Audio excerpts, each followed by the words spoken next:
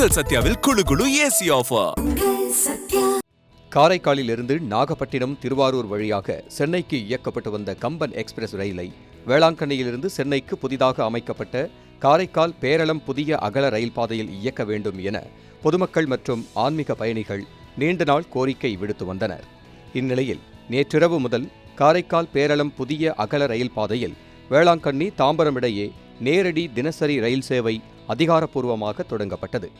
ஏற்கனவே இயங்கி வந்த தாம்பரம் காரைக்கால் கம்பன் எக்ஸ்பிரஸ் ரயில் இப்போது நாகப்பட்டினம் நாகூர் காரைக்கால் பேரளம் மயிலாடுதுறை வழியாக புதிய வழித்தடத்தில் இயக்கப்படுகிறது. இந்த ரயில் சேவை இன்று நாகப்பட்டினம் மாவட்டம் வேளாங்கண்ணி ரயில் நிலையத்திலிருந்து துவங்கியது. ரயிலுக்கு வேளாங்கண்ணி பேராலய நிர்வாகம் சார்பில் பேராலய அதிபர் இருதயராஜ் புனிதம் செய்து வைத்தார். ரயில் பயணிகள் சங்கத்தினர் சார்பில் பொதுமக்களுக்கு இனிப்புகள் வழங்கி மகிழ்ச்சியை வெளிப்படுத்தினர். இந்த புதிய ரயில் சேவையின் மூலம் பயண நேரம் சுமார் 30 நிமிடங்கள் வரை குறையும். மேலும் வேளாங்கண்ணி பேராலயம், நாகூர் தர்கா, திருநள்ளாறு சனீஸ்வர பகவான் கோயில் ஆகிய 3 முக்கிய ஆன்மீக தலங்களையும் இந்த ரயில் சேவை நேரடியாக இணைக்கிறது.